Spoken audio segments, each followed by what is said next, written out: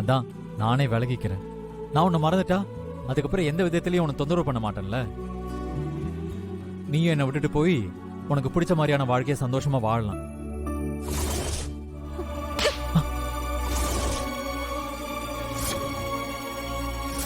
இன்னொரு வாட்டி என்ன மறக்கணும்னு சொல்லி இந்த மாதிரி பைத்தியக்காரத்தனமான வேலையெல்லாம் பாத்துட்டு இருந்த உன்னை கொன்னுருவேன் பாத்துக்கோ.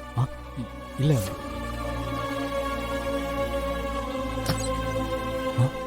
ஐயோ, நந்தினி தான் வரான்னு நினைக்கிறேன்.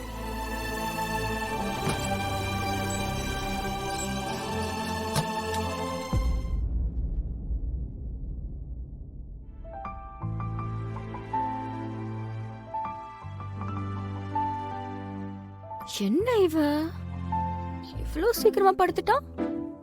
இவ்ளோ சீக்கிரமா தூங்குற ஆள் இவன் கிடையாது.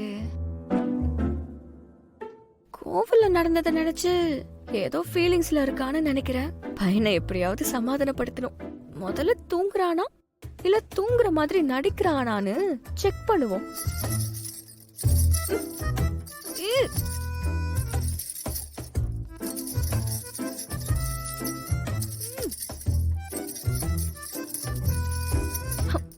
என்ன ஒரு ரியாக்ஷனே காணோம்.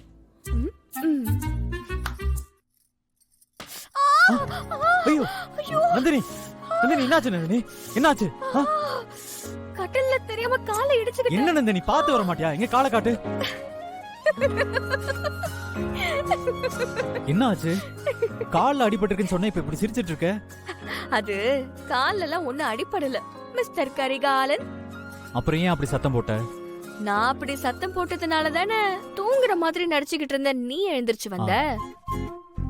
யார் தூங்குற மாதிரி நடிச்சா? அதெல்லாம் ஒண்ணும் இல்லையே, நான் உண்மையிலே தூங்கிட்டு தான் இருந்தேன்.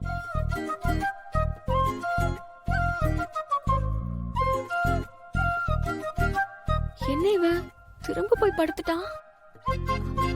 Hello mister Karikalan. என்ன? ஓ, என் முகத்தை பார்த்து பேச கூட உனக்கு பிடிக்கல? இது என்னடா வம்பா போச்சு? ஐயோ, அப்படியெல்லாம் ஒண்ணும் இல்லையே. இல்லனா அப்புறம் எதுக்கு முதுக காட்டிட்டு பேசிட்டு இருந்தா? அது எனக்கு தூக்கம் வந்துச்சா, அதான் நான். அப்படியா? சரி சரி, நீ தூங்கு. ஒரு